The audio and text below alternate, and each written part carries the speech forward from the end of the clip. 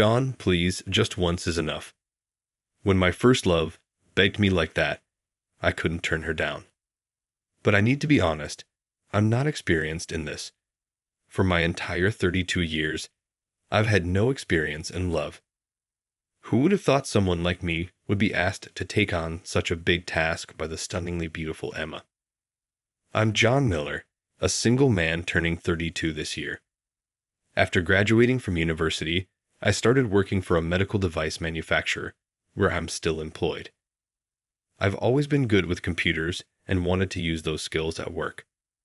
Recently, though, I was transferred from an administrative role to sales. My boss said it's good to have experience in different departments, but honestly, I wasn't happy about it. I've never been good at socializing and felt I'd perform better in an administrative role. This job change seems to ignore the principle of putting the right person in the right place.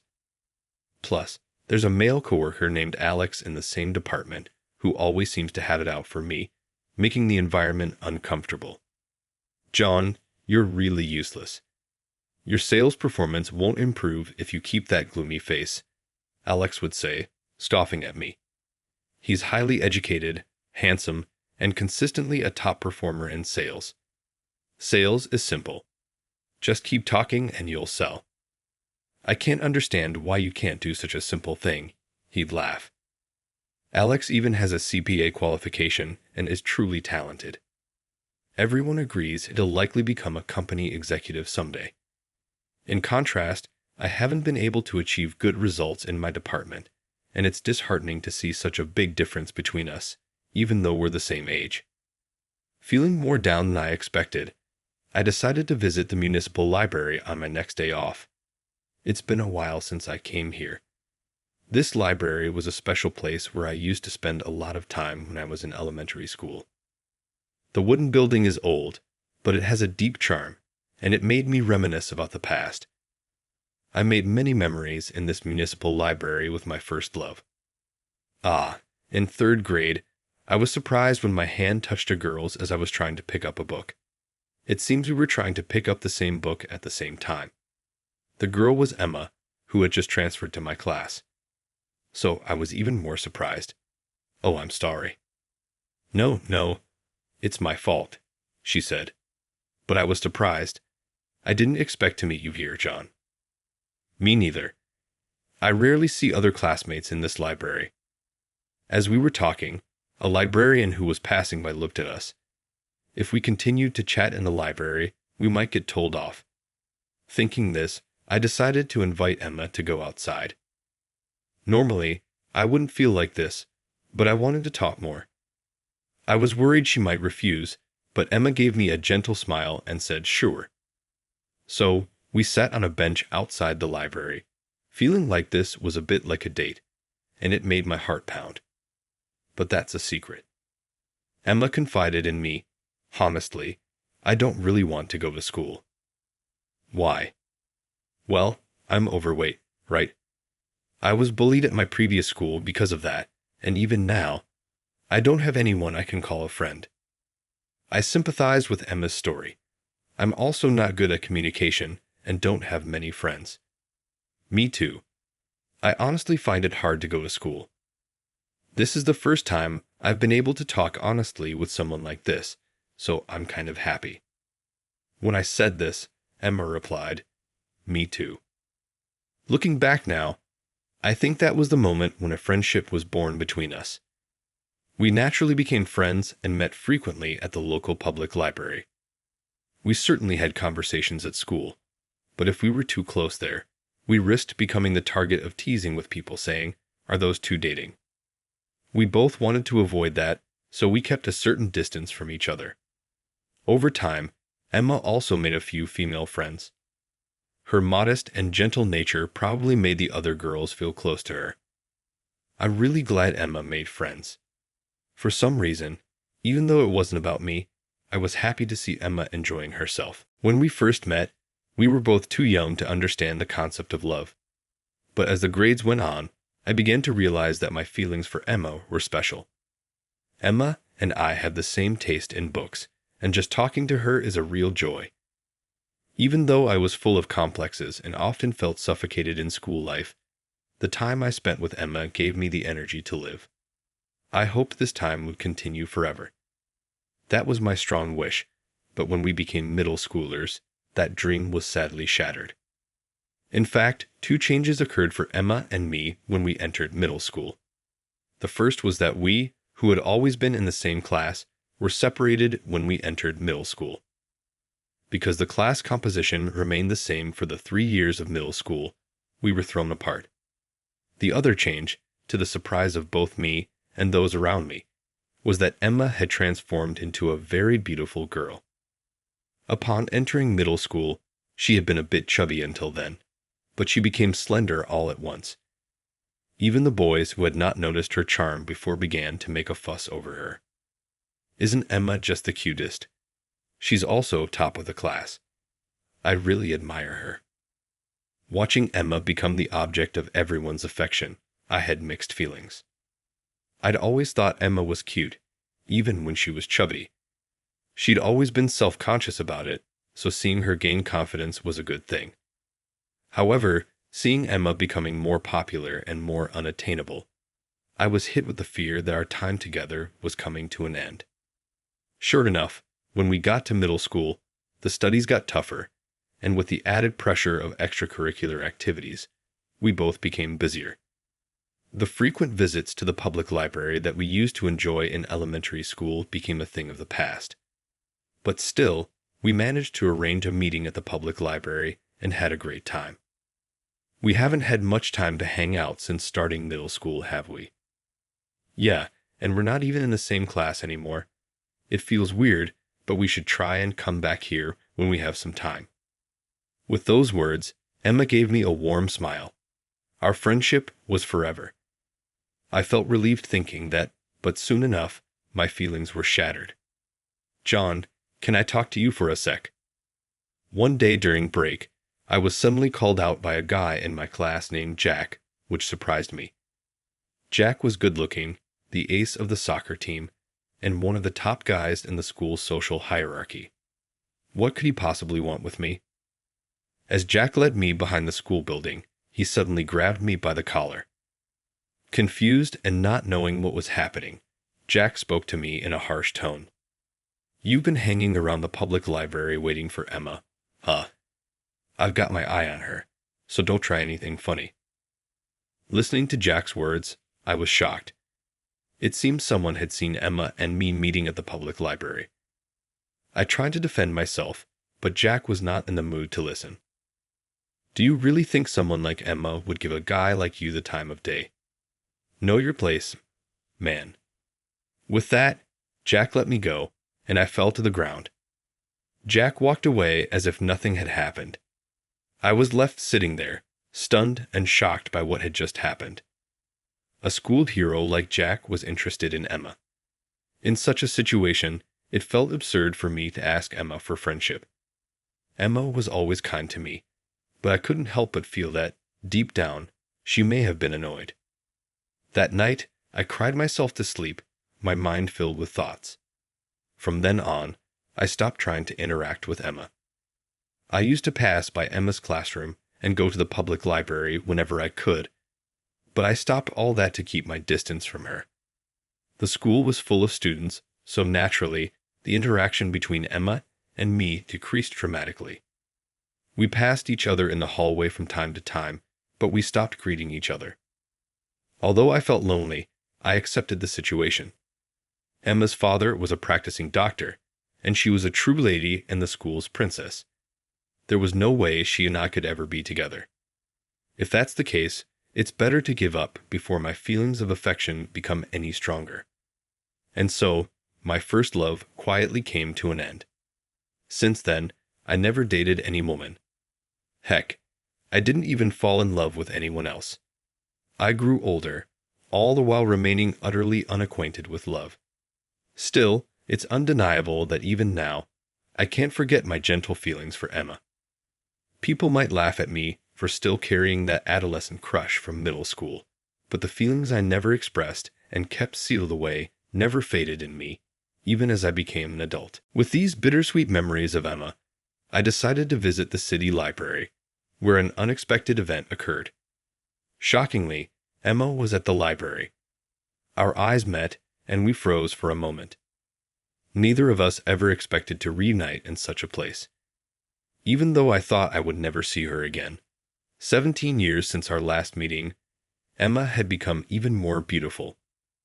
While I was still frozen in surprise, Emma slowly approached and began to speak. You're John, right? Yes, I am. What a surprise meeting here. Me too. Should we change places? Everyone is kind of paying attention to us. Just as Emma said this, other library patrons were staring at us because we looked so surprised. So we decided to talk outside. Somehow, this felt nostalgic. I ended up having tea with Emma at a nearby coffee shop. I never thought I'd be having a one-on-one conversation with Emma. As we were chatting, suddenly, Emma started with a troubled expression. I think I can ask you, John. You see, I'm being forced into marriage. What? I was surprised by Emma's unexpected proposal. You see, I'm currently working as a nurse at my father's clinic, and a supplier who visits there regularly has been making a pass at me. My father, seeing me single and without a boyfriend, is insisting that I should marry the supplier. But I absolutely don't want to. That sounds tough. So, John, please pretend to be my boyfriend just once. What? I was surprised by Emma's unexpected proposal. Who would have thought I'd be asked to play the role of Emma's boyfriend? When I was trying to reject the man's proposal, I impulsively lied that I had a boyfriend. But he's so insistent and wants to meet the boyfriend. Even my father is telling me to introduce him. I'm really in trouble. But John, please, just once.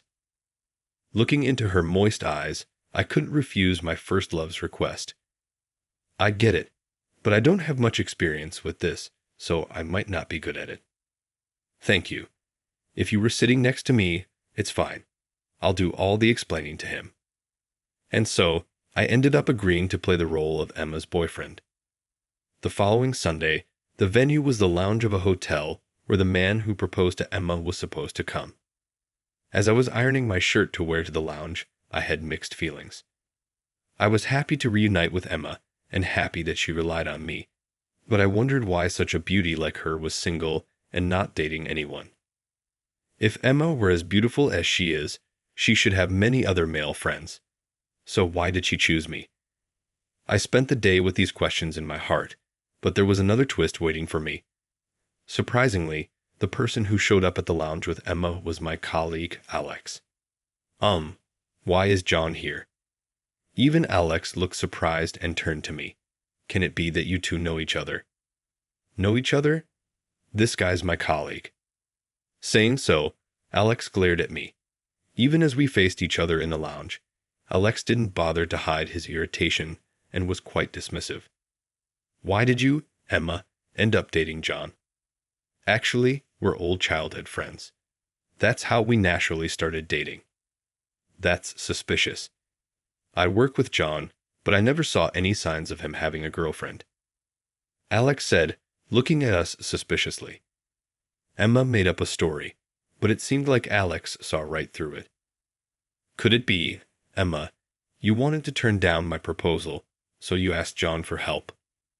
No, that's not true. But you two, despite supposedly being lovers, are distant. No matter how I look at it, you don't match. Upon hearing Alex's words, old memories flashed back. During middle school, the words showered by Jack echoed in my mind. Emma is a lady, very beautiful, but John is a complete loser. No matter how I see it, there is no way Emma could love John. Stop putting him down any further. Not expecting Emma to raise her voice, Alex and I were surprised and looked at her.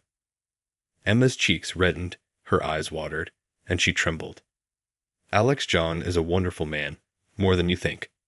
I love John, and I won't allow anyone to insult him, even if it's just acting. To think Emma would defend me, I was touched. Alex opened his mouth, looking uncomfortable. Got it, Emma. I'll give up on you. You two enjoy yourselves." Saying that, Alex got up from his seat with a displeased look and left the lounge with incredible speed. As Emma still had tears in her eyes, I suggested we leave as well and decided to let her cool down in a nearby park. I sat her down on a bench and handed her a handkerchief. "Emma, thanks for defending me. That was quite the performance." "It wasn't an act," Emma said, surprised by our words. My eyes widened as Emma began to speak. "I've always liked John since long ago. When we got to middle school, I felt like I was being avoided, so I thought I had to give up. But I couldn't like anyone else but John. The reason I asked you to act as my boyfriend this time is because I really wanted to be connected with you in some way." Upon hearing Emma's words, I was struck with a huge shock. Could it be that Emma felt the same way about me? I decided now was the time to tell her how I really felt, and I opened my mouth. "I'm sorry, Emma, for avoiding you. But the truth is, I've always had feelings for you." "But why did you avoid me then?" "Because you became so beautiful. I thought I wasn't good enough." "That doesn't matter. You were the only one who was kind to me, even when I was overweight. Actually, I started dieting because I wanted you, John, to like me." 17 years passed since that misunderstanding, but it was now cleared up all at once. We laughed together, and before we knew it, we were in a strong embrace. It was a passionate embrace that seemed to fill the 17-year gap. I won't ever let you go. "Emma, thank you. We've had a big misunderstanding, haven't we?" "Yes, but don't worry. We have much more time ahead of us." That's how we officially started dating and got married a year later. I quit my job on this occasion and started working in the administration department at Emma's family hospital. Emma's dad congratulated us on our marriage. When we got married, I had a conversation like this with Emma's dad. "I can trust you, John, to take care of Emma." "Thank you." After losing my wife and having to raise Emma by myself, I felt quite rushed. I once recommended she marry Alex, who used to visit us often, but I guess I need to be more discerning. I never expected him to get fired. That's right. Alex, after being turned down by Emma, either out of desperation or recklessness, approached many women at his other clients, which led to numerous complaints, and he ended up losing his job.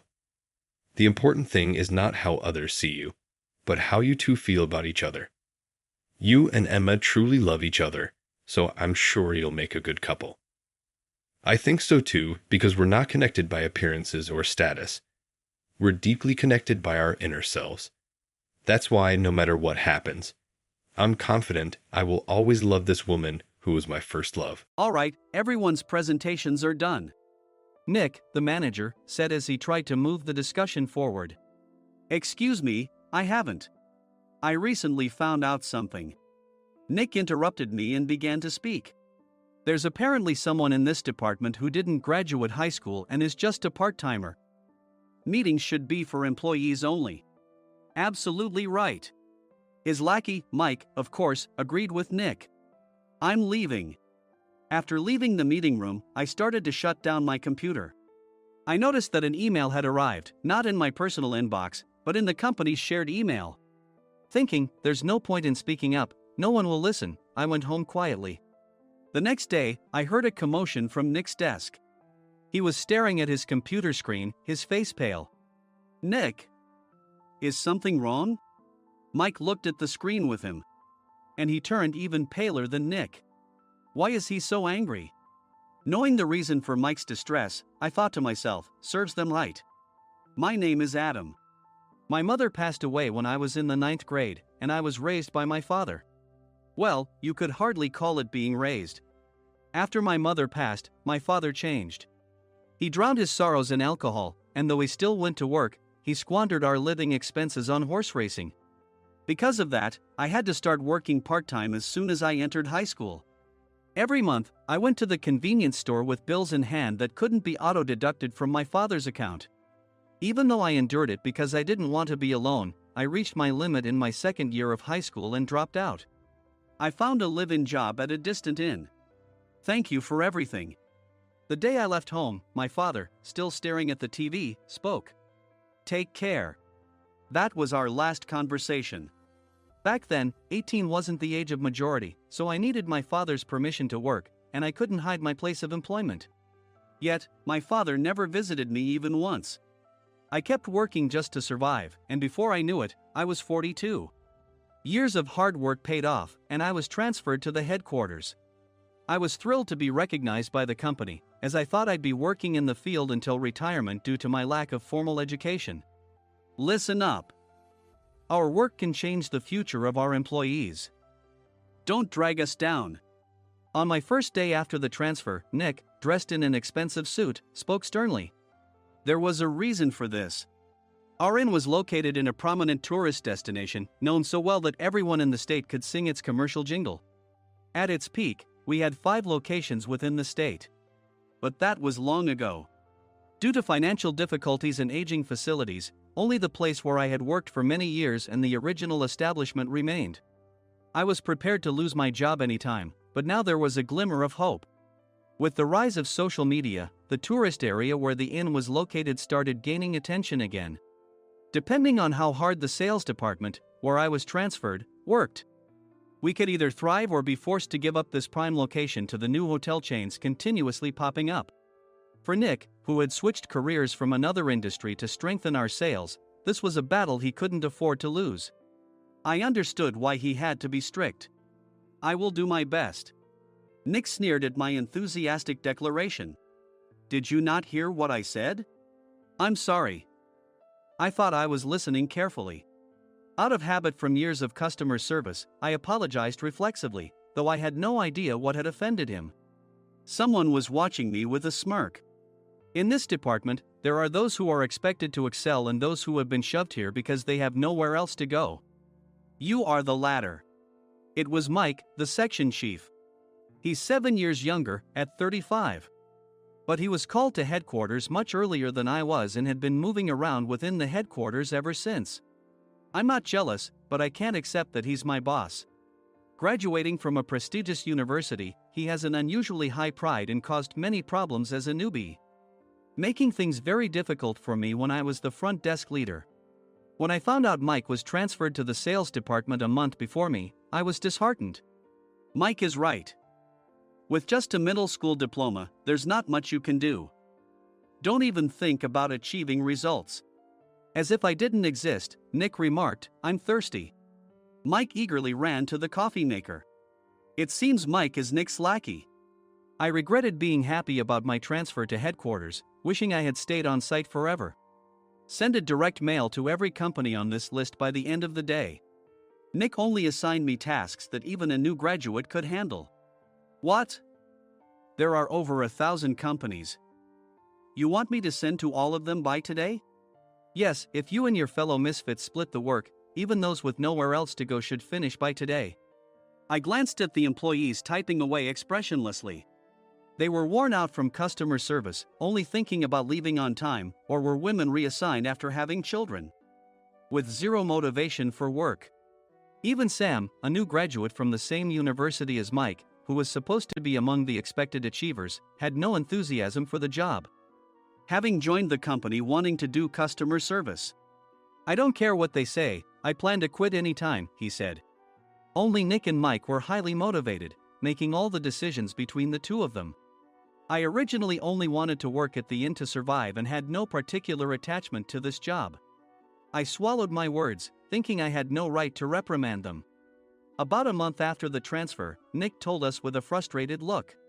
To commemorate the 50th anniversary, we've decided to create a plan exclusive for one group per day. Originally, Mike and I were supposed to come up with it, but our president, Mr. Thompson, insists on hearing everyone's opinions. So, you all get a chance. As Nick explained, Mike began handing out prints. Make sure not to embarrass Nick. If your ideas are half-baked, you'll have to redo them. It seemed that they had printed his handwritten notes by Mr. Thompson, which included several questions and a section for free responses. It made sense why Nick had to seek our input, given that all responses had to be submitted to Mr. Thompson. We were given a week to think about it, and a meeting was scheduled to compile our ideas. My plan is to let guests enjoy both the old and modern America. Nick began the presentations. Guests would watch a master confectioner at a nearby traditional sweet shop make sweets in front of them. The welcome drink would be premium tea in a bottle. Nick's plan was certainly attractive. After his presentation, Nick called on us to present in the order we were seated. Just as I stood up for my turn. All right, everyone's presentations are done. Excuse me, I haven't. I recently found out something. Nick interrupted me. There's someone in this department who didn't graduate high school and is just a part-timer. He was likely talking about me. I joined the company as a part-timer and was made a full-time employee when I turned 20. That was 20 years ago, so Nick and Mike probably had no chance to know until recently. Meetings should be for employees only. Absolutely right. After that, Nick kept creating opportunities to solicit everyone's opinions, purposefully excluding me from speaking. The meeting unexpectedly heated up and went past the scheduled end time. A few people asked to leave, and the discussion continued with the remaining few. Still here? Normally, you'd leave in that situation. Though I had no attachment to the job initially, hearing kind words from customers made me want to make them happier.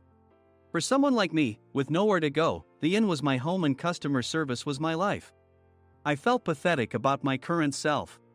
I'm leaving. I left the conference room and started shutting down my computer. I noticed an email had arrived, not in my personal inbox, but in the company's shared email. Thinking no one would listen to what I had to say anyway, I quietly went home. The next day, while preparing the DM as instructed, I heard a commotion from Nick's desk. In his haste to stand up, he hit his knee on the desk. He stared at his computer screen, his face pale. Nick! What's wrong? Mike, thinking he should be the first to rush over, approached Nick while still wearing his coat. He peered at the screen with Nick. And he turned even paler than Nick. Why is he so angry? Who is responsible for this company? Nick, more irritated than ever, asked, and Mike answered without checking. Probably Sam. Sam wasn't there because he was attending a morning training session for new hires. Nick gave up on getting angry and returned his gaze to the screen. They were looking at an email that arrived right after the end of the working day yesterday. Apparently, no one, including me, had checked it before leaving. The email was from a large company that used us for their annual employee trips. The president and executives of that company also frequently used our services personally. President of the company, Mr. Mason himself, had declared that neither he nor his company would ever use our services again.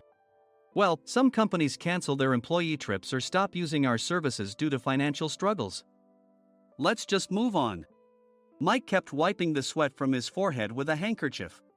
Knowing why Mike was so agitated, I quietly watched their interaction. Do you know how much revenue we get from that company? We can find other guests to fill the rooms, but we'll lose the banquet costs, gift shop revenue, rental car fees, and more.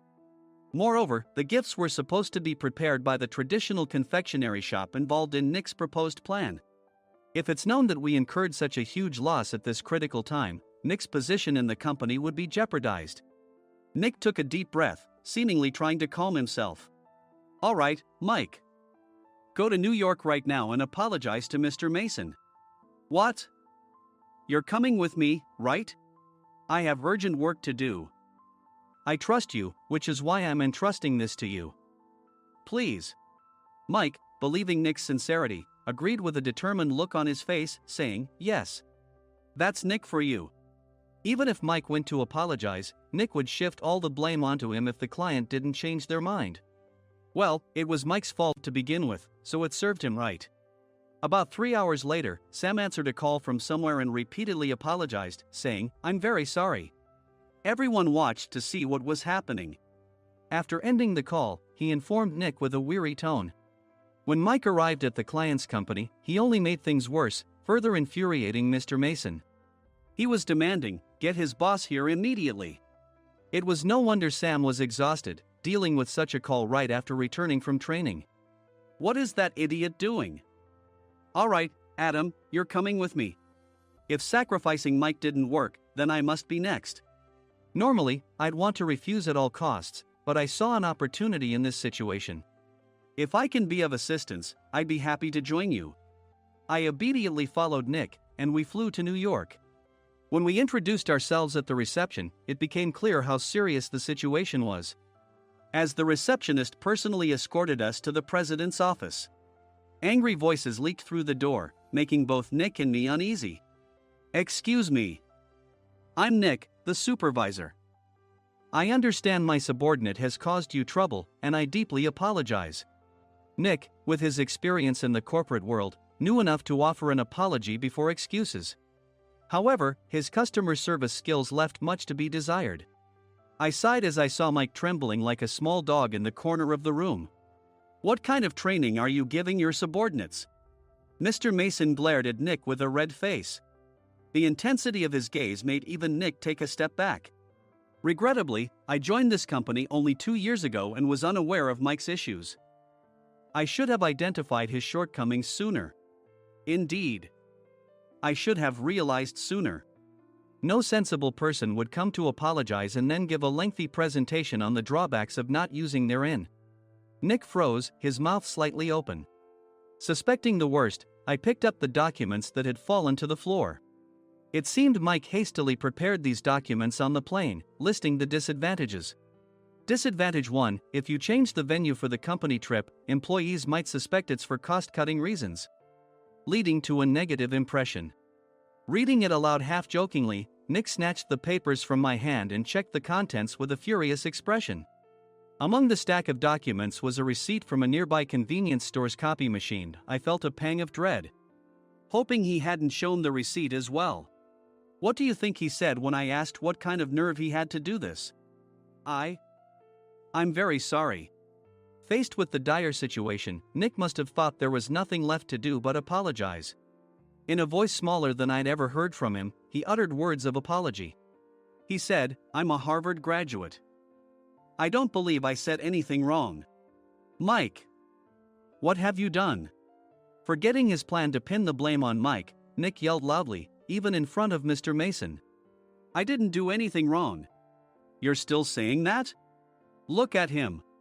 Mike pointed at me with a shaking hand. "I was assigned to headquarters in my 20s and now I'm a section chief. This guy only made it to headquarters at 42. Everything I've done proves I was right. So why are we losing the contract?" Having said his piece, Mike collapsed to the floor. "Of course. You were sent there because you had nowhere else to go." Mike never expected to hear such words from someone he looked down upon. He lunged at me, and Nick hurriedly stepped in to stop him. "Mr. Thompson told me Mike is a quick thinker, and to take good care of him." There's no way he was pushed aside. "Don't make things worse here. He didn't say quick thinker, he said only quick-witted, didn't he?" I don't remember that part." I recalled the many troubles Mike caused when he was a newbie. When Mike was on the front line, his pride was so high that he never apologized to customers. Customer service, especially in our job, doesn't work alone. It brings both good and bad situations. If the front staff or housekeepers made mistakes, or the cleaning company didn't properly clean a room, one had to apologize to the customers regardless of personal fault. Mike, in such situations, would never apologize, insisting he wasn't at fault. This often angered customers, and as the front desk leader, I frequently had to apologize on his behalf. He caused complaints and disrupted operations, which is why he was quickly moved to headquarters. In departments where he didn't interact directly with customers, his quick thinking was beneficial and things went well. But it seemed his flaws were starting to show. Corporate reservations are supposed to be entered into the system by the sales representative. But a quick check yesterday revealed that more than 10 items were missing from the client's reservation. The handover document clearly stated what needed to be prepared. Why didn't you enter it into the system? Why do we have to give them special treatment? Filling rooms near the banquet hall, setting up all the food in advance. Specifying the brand of wine, they're too demanding. No wonder he always angered customers, I thought, feeling a headache coming on. Grouping them in rooms near the banquet hall is for our benefit too. It makes it easier for the staff to set up beds and serve breakfast since everyone's schedule is synchronized. As for the other requests, Mr. Mason suggested them to lighten our load. I didn't know that. Nick finally seemed to realize that Mike was the one who had angered the client. What did you say to them? I just told them we wouldn't give them special treatment anymore. We shouldn't waste effort on things that don't bring in money. I was utterly exasperated at his lack of understanding of customer service. Of course, we shouldn't comply with unreasonable demands. But carrying over successful practices from past stays makes customers feel remembered and enhances their experience. Good memories encourage repeat visits. That's part of our job. I looked down at Mike, who was sitting on the floor. In our job, nothing is a waste. Mr. Thompson likely moved you to the sales department, hoping you'd finally understand this. How do you think he feels now that you failed to meet his expectations? Mike, tears in his eyes, fled the president's office. I was amazed he still hadn't apologized. You have it tough, Adam. It's okay, we're all employees of the same company. I deeply apologize for this disrespectful incident. Especially after all the care you've shown us. If it weren't for you, Adam, I really would have stopped staying here. When I heard you were moving to the sales department, I was willing to reconsider if you handled it.